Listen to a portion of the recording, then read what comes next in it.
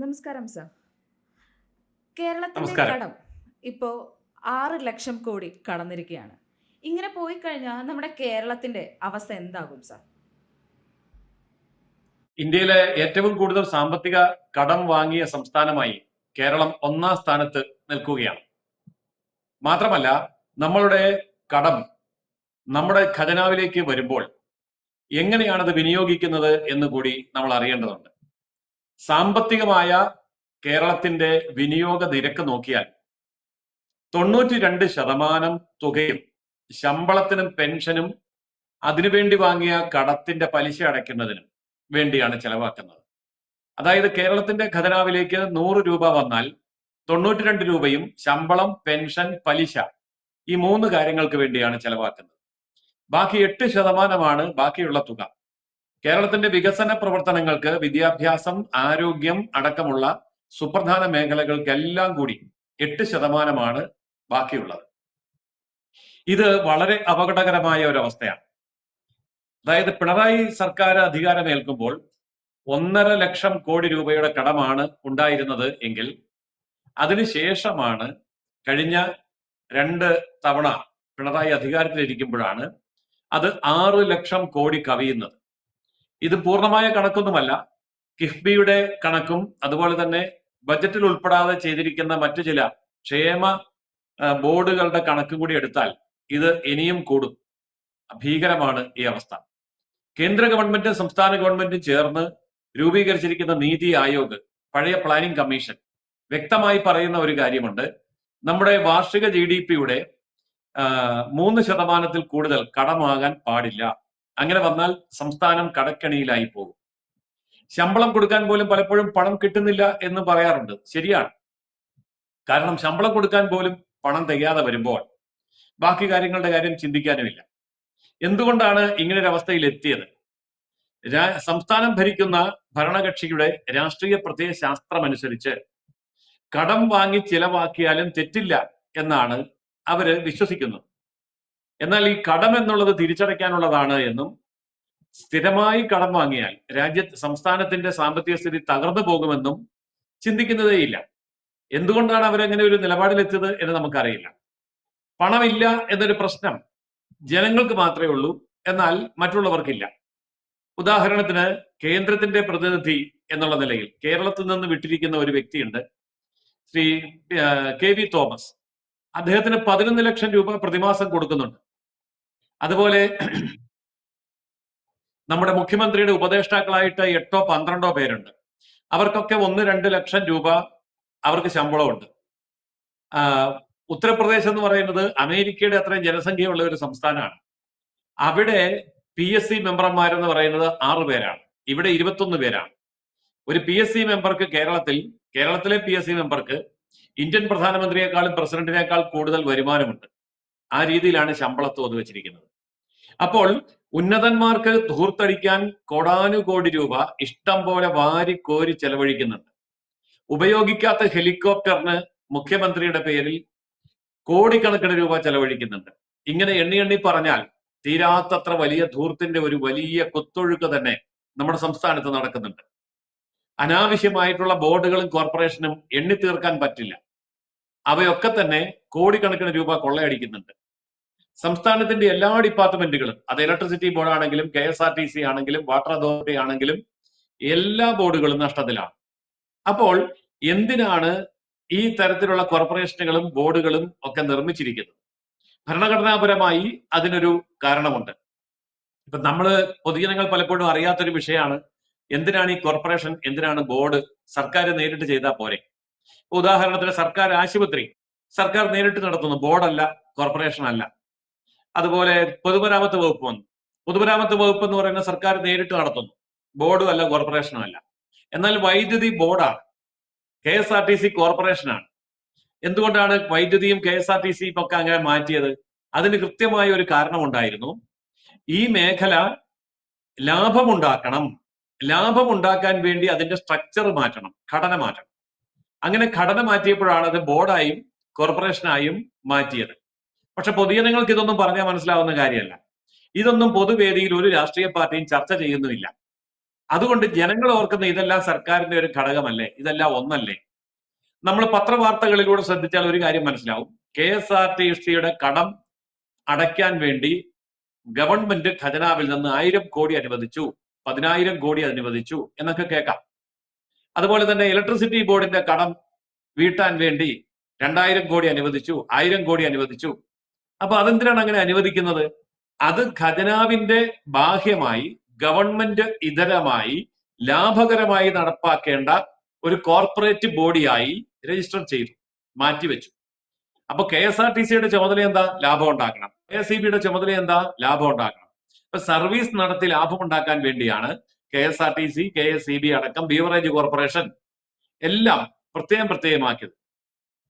ഇത് മറന്നുകൊണ്ട് ആ ലാഭമുണ്ടാക്കാൻ വേണ്ടിയ ബോർഡുകൾക്കും കോർപ്പറേഷനുകൾക്കും നഷ്ടമുണ്ടാക്കാവുന്ന ഒരു അന്തരീക്ഷം ഉണ്ടായിരിക്കുകയും ആ നഷ്ടം പൊതുഖജനാവിലെ പണമെടുത്ത് അടച്ചു തീർക്കുകയും ചെയ്യുമ്പോൾ ആർക്കാണ് ഇവിടെ നഷ്ടം സംഭവിക്കുന്നത്? പൊതുജനങ്ങൾക്കാണ്. പൊതുജനങ്ങളിലെ സമ്പന്നർക്ക് പ്രശ്നമുണ്ടോ? ഇല്ല. അതാണ് ഞാൻ നേരത്തെ പറഞ്ഞത്. KV തോമസിന് ശമ്പളം കുറയുന്നില്ല, 11 ലക്ഷം പ്രതിമാസം കിട്ടും. PSC മെമ്പർമാർക്ക് ശമ്പളം കുറയുന്നില്ല, 4 ലക്ഷം 5 ലക്ഷം പ്രതിമാസം കിട്ടും. അങ്ങനെ എല്ലായിടത്തും ഉന്നതന്മാർക്ക് 4 ലക്ഷം മുതൽ 11 ലക്ഷം വരെ പ്രതിമാസ ശമ്പളം മുടങ്ങാതെ കൊടുക്കുമ്പോൾ ഒരു MLAയുടെ ശമ്പളം കട്ട് ചെയ്യുന്നില്ല, ഒരു മന്ത്രിയുടെ ശമ്പളം കട്ട് ചെയ്യുന്നില്ല. ശമ്പളം കട്ട് ചെയ്യുന്ന ആരുടെയാണ്? പാവങ്ങളുടേതാണ്. ഇപ്പൊ ആശാ വർക്കർമാർ സമരം നടത്തും. അവരുടെ പിച്ചച്ചട്ടിയിൽ കൈയിട്ട് വാരുകയാണ് ഈ സർക്കാർ ചെയ്യുന്നത്. അവരുടെയാണ് ശമ്പളം മുടങ്ങുന്നത്. KSRTCയിലെ പാവപ്പെട്ട ജീവനക്കാർ ആത്മഹത്യ ചെയ്യുന്നു, അവരുടെയാണ് ശമ്പളം മുടങ്ങുന്നത്. അപ്പൊ പാവങ്ങളുടെ ശമ്പളം മുടക്കുകയും സമ്പന്നരെ സഹായിക്കുകയും ചെയ്യുന്ന ഗവൺമെന്റ് കമ്മ്യൂണിസ്റ്റ് ഗവൺമെന്റ് ആണോ എന്ന ചോദ്യം വളരെ പ്രസക്തമാണ്. അതവിടെ നിൽക്കട്ടെ, അത് രാഷ്ട്രീയം എന്ന് കരുതാം. രാഷ്ട്രീയത്തിന് അതീതമായി നമുക്കിവിടെ ജീവിക്കണമല്ലോ. അതുകൊണ്ട് സംസ്ഥാനത്തിന്റെ വരുമാന മാർഗങ്ങളെ സംബന്ധിച്ചിടത്തോളം സംസ്ഥാനം ഇന്ന് കൈക്കൊണ്ടിരിക്കുന്ന നയപരിപാടികൾ തിരുത്തിയേ പറ്റൂ.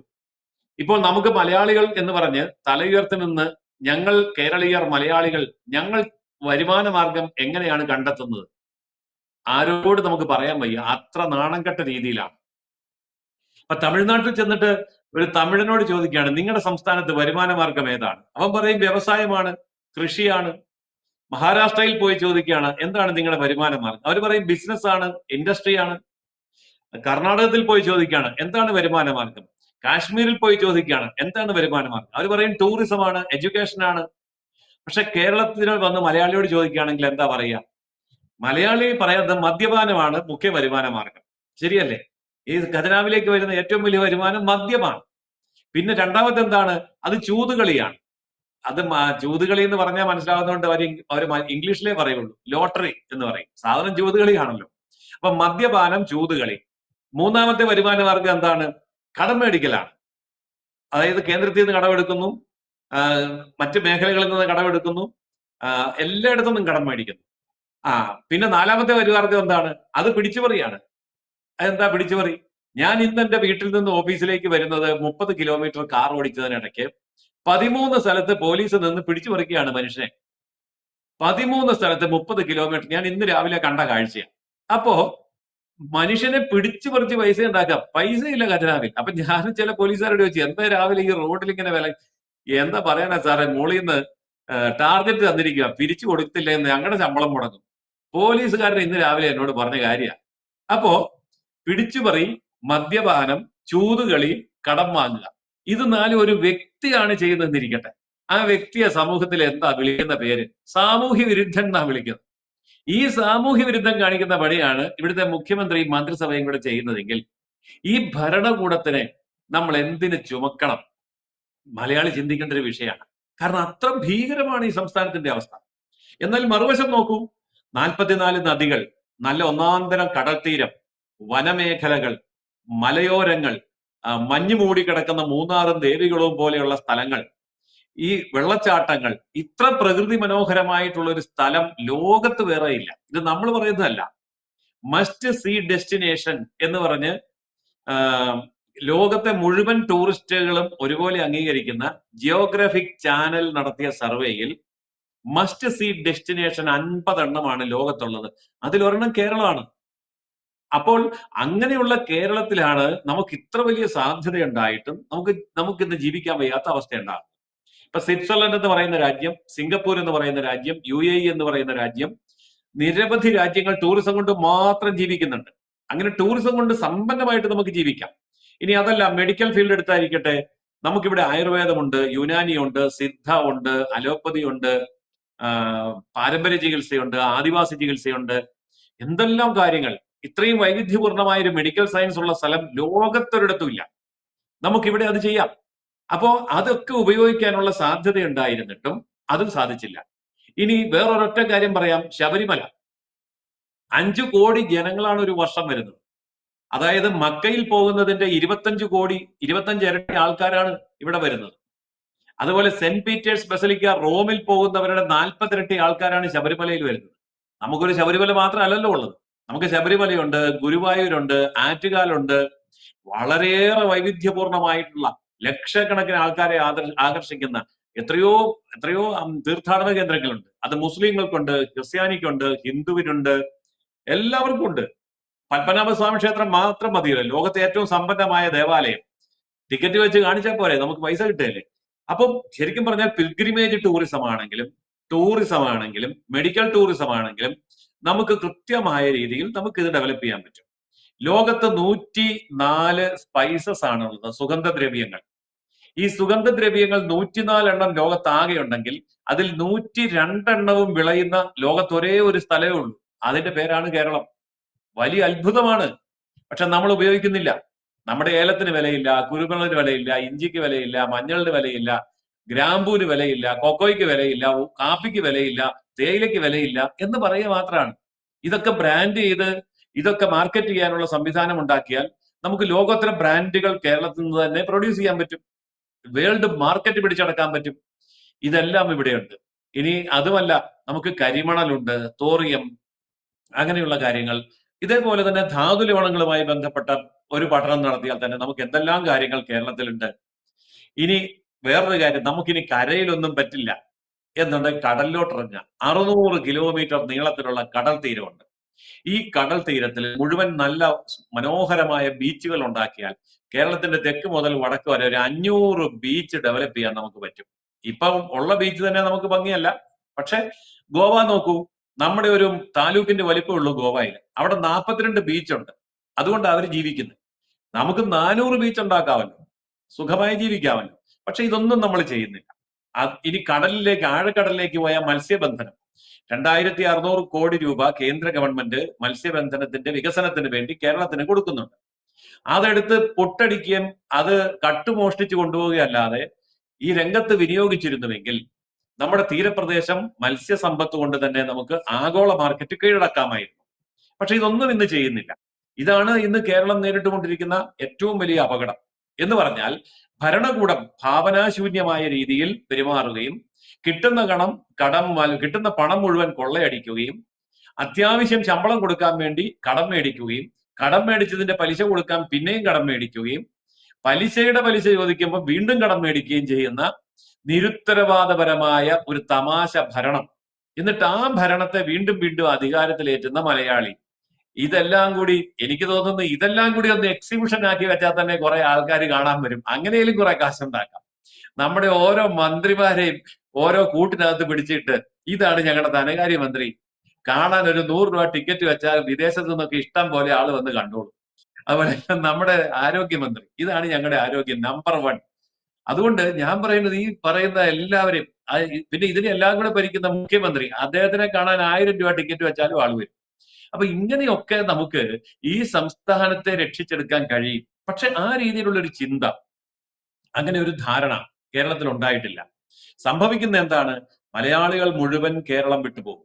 ഇപ്പോൾ കഴിഞ്ഞ ഒരു വർഷം 6 ലക്ഷം പേരാണ് യൂറോപ്പിലേക്ക് പോയത്. 6 ലക്ഷം. ഈ 6 ലക്ഷം പേര് യൂറോപ്പിലേക്ക് പോയി എന്ന് പറയുമ്പോൾ യൂറോപ്പിലെ രാജ്യങ്ങൾ നിറഞ്ഞു കവിഞ്ഞു. ഇനി ബ്രിട്ടനിലേക്ക് ഒരാളെ പോലും കയറ്റില്ല. ഫ്രാൻസിലേക്ക് ആള് വേണ്ട. ജർമ്മനിയിലേക്ക് കുറെ കാലവും കൂടെ കയറാൻ പറ്റും. യൂറോപ്പിലെ ഓരോ രാജ്യങ്ങളും മലയാളിയെ കൊണ്ട് തിങ്ങി നിറഞ്ഞു. അമേരിക്കയിൽ ആളെ വേണ്ട. കാനഡയിൽ ഇപ്പൊ കയറ്റുന്നില്ല. ആസ്ട്രേലിയ പണ്ടേ വാതിലടച്ചു. ഇങ്ങനെയാണ് ലോകരാജ്യങ്ങളുടെ അവസ്ഥ. അതുകൊണ്ട് വിദേശത്ത് പോയി രക്ഷപ്പെടാം എന്നൊന്നും ആരും കരുതണ്ട. അപ്പോൾ മലയാളി പിന്നെ അങ്ങോട്ട് പോകും. എന്നാൽ ഇവിടെ അതിനുള്ള ജോലി സാധ്യതകളും സംവിധാനങ്ങളും ഇല്ലാഞ്ഞത് കൊണ്ടല്ല. ആണെങ്കിൽ ഞാൻ ചോദിക്കട്ടെ, 40 ലക്ഷം ഉത്തരേന്ത്യക്കാര്, നമ്മളതിനെ ബംഗാളികൾ എന്ന് വിളിക്കും, ബംഗ്ലാദേശാണ് കൂടുതലും. 40 ലക്ഷം പേര് ഇവിടെ വന്ന് പണിയെടുക്കുന്നുണ്ട്. അവര് രാവിലെ 6 മുതൽ രാത്രി 6 വരെ പണിയെടുത്ത് അവര് നന്നായി സമ്പാദിച്ച് അവരുടെ സംസ്ഥാനത്തേക്ക് പണം കൊണ്ടുപോകുന്നുണ്ട്. അങ്ങനെ അവർക്ക് സമ്പാദിക്കാൻ കഴിയുമെങ്കിൽ മലയാളിക്ക് എന്തുകൊണ്ട് സമ്പാദിച്ചുകൂടാ? അപ്പൊ ബംഗാളിക്ക് കേരളത്തിൽ വന്ന് സമ്പാദിക്കാം, ഉത്തരേന്ത്യക്കാരന് അവരുണ്ടാക്കുന്ന ഉൽപ്പന്നങ്ങൾ മുഴുവൻ കേരളത്തിൽ കൊണ്ടുവന്ന് വിറ്റഴിക്കാം, ഇന്ത്യയിൽ ഉണ്ടാക്കുന്ന ഫാർമസ്യൂട്ടിക്കൽ കമ്പനികളിലെ മരുന്നുകളുടെ 25% നമ്മുടെ ഒരൊറ്റ കൊച്ചു സംസ്ഥാനത്തിലാണ് വിറ്റഴിക്കുന്നത്. സൂപ്പർ സ്പെഷ്യാലിറ്റി ഹോസ്പിറ്റലുകൾ എല്ലാ ദിവസവും കെട്ടിപ്പൊക്കിക്കൊണ്ടിരിക്കുകയാണ്. അങ്ങനെ വളർന്നു വികസിക്കാനുള്ള നിരന്തരമായ സാധ്യതകൾ അനന്തമായി കിടക്കുമ്പോഴും അത് ഉപയോഗപ്പെടുത്താൻ കഴിയാത്ത ഒരു ഭരണകൂടമാണ് ഇന്ന് കേരളത്തിന്റെ ഏറ്റവും വലിയ ശാപം എന്ന് തുറന്നു പറയാൻ നമ്മൾ തയ്യാറാവണം. കേരളത്തിന്റെ ഒരു തിരുത്തൽ അനിവാര്യമാണ്. അതല്ല എങ്കിൽ സാമ്പത്തിക കടക്കെണിയിൽപ്പെട്ട് മുന്നോട്ട് നീങ്ങാൻ കഴിയാത്ത വിധം സകല മേഖലകളും സ്തംഭിക്കും. ആരോഗ്യം, വിദ്യാഭ്യാസം, പൊതുഭരണം എന്ന് തുടങ്ങിയ അടിസ്ഥാന മേഖലകൾ മുഴുവൻ സ്തംഭിച്ചു കഴിഞ്ഞാൽ മലയാളി പിന്നെ എങ്ങോട്ട് പോകും? ഈ ചോദ്യം കേരളത്തിന്റെ മുമ്പിൽ നമ്മൾ അടിയന്തരമായി അവതരിപ്പിക്കേണ്ടതുണ്ട്, ഗൗരവമായി ചർച്ച ചെയ്യേണ്ടതുണ്ട്. അതുകൊണ്ട് നമ്മുടെ ഇന്നത്തെ ഈ ചർച്ച കേരളവും മലയാളികളും ഏറ്റെടുക്കണം എന്നാണ് എന്റെ അഭ്യർത്ഥന. കൂടുതൽ വാർത്തകളും വിശേഷങ്ങളും നിങ്ങളിലേക്ക് എത്താൻ ABC മലയാളം സബ്സ്ക്രൈബ് ചെയ്യുക, ബെൽ ബട്ടണും അമർത്തുക.